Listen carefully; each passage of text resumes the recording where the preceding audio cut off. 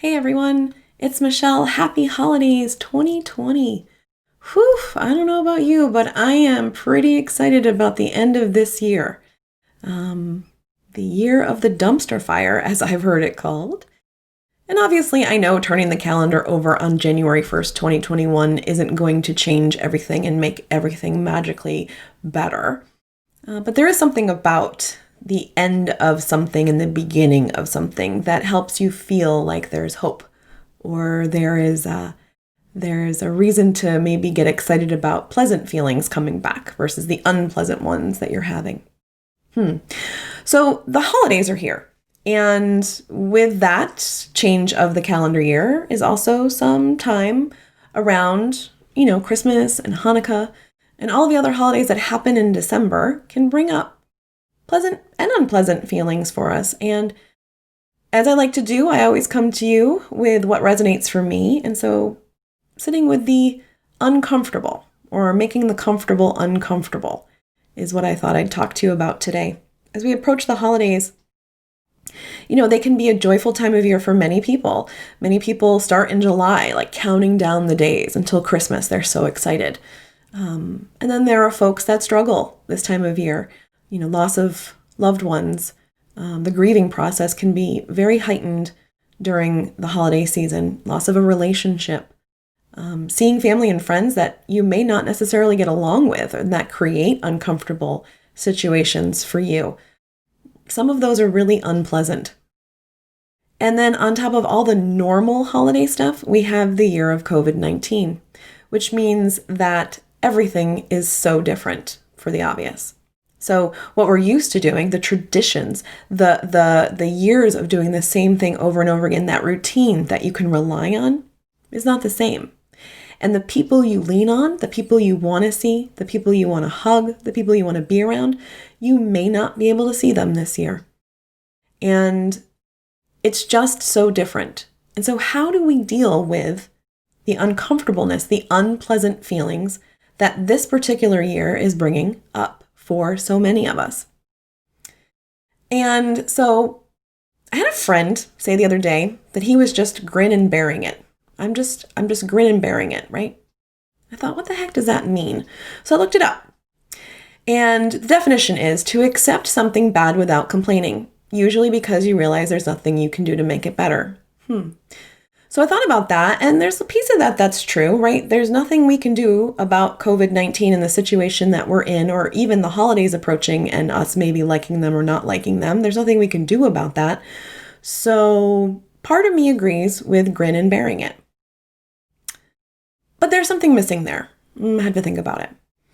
And then I taught a senior chair yoga class a couple weeks ago, and one of the women in the room said, "Oh, Michelle, you just have to be happy all the time. You just have to be positive and happy all the time. And that will make things better." And I thought, all right, well, there's a little truth to that as well. Because again, when we are thinking positive things, we tend to attract more positivity in our life.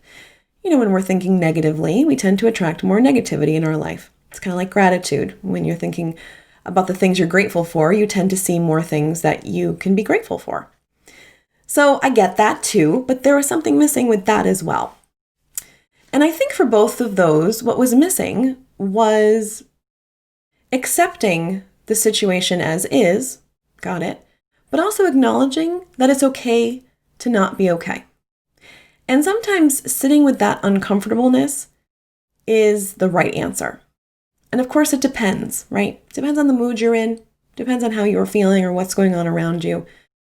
But as we know, the feelings and the thoughts we have that we ignore, they just tend to grow a little stronger and they tend to get a little louder. So the things we suppress tend to get bigger. Maybe not right away, but they come out eventually. And so being happy all the time is not necessarily a bad thing, but it has to come in balance with acknowledging when we aren't happy or when we're not feeling a pleasant emotion or thought. And accepting the way things are, we grin and bear it, makes sense because we can't do anything about the situation. The only thing we have control over is our relationship to what is happening. But there's also something about accepting that maybe it's okay that I don't want to grin. I'll bear it because it's what's going on in the world, but I'm not okay with it. But then there's the other side, is you don't want to get into the weeds of not being okay either, because that gets you out of balance in the opposite way, right? So wallowing in self-pity or having a difficult time and really laying into that can really cause serious depression and lack of energy and those kinds of things, which isn't healthy either. So it's about finding the balance, not ignoring what's going on, knowing that maybe sometimes you can't deal with the heavy emotions or the intense emotions. And in those cases, maybe you do a distraction. Maybe you read a book or go for a walk or call a friend or put together a puzzle or create a project or make some bread or all the things that we did at the beginning of COVID-19. Distractions are okay. They're kind of like a temporary relief to give yourself a little bit of space so that your intense emotions kind of go to the side and that you calm down so that you can face those intense emotions later. And then sitting with those emotions when they come up again and checking in with them, having tea with them, they're not going away. And it's best to understand where they're coming from sometimes, or to just sit with them without even really doing anything more than that.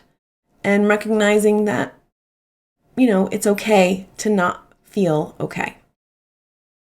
And doing that for a little while, and then maybe deciding after you've given it enough time to find your way to a pleasant thought or a pleasant activity or something that gives you joy so that you can start to see more joy in your life as well.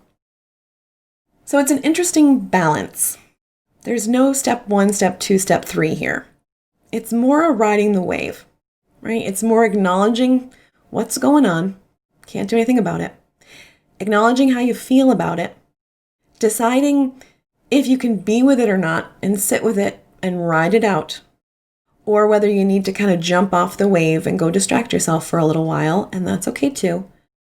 But knowing if you ignore those feelings, they will get bigger.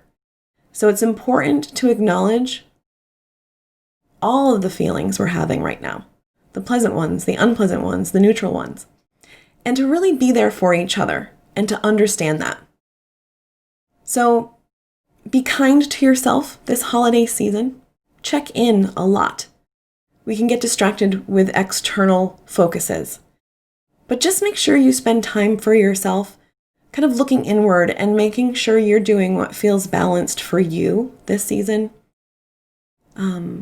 And really making sure that you're supportive of others too, as they go through the same ups and downs or different ups and downs, or ups and downs that are bigger or smaller than yours.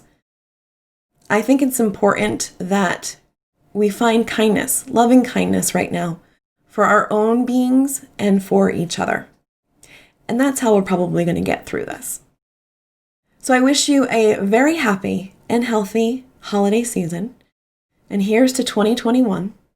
And may we all find health and happiness and pleasant and unpleasant feelings in the coming year that we can celebrate together. I look forward to seeing you then, and I wish you all the best. Now, that was it.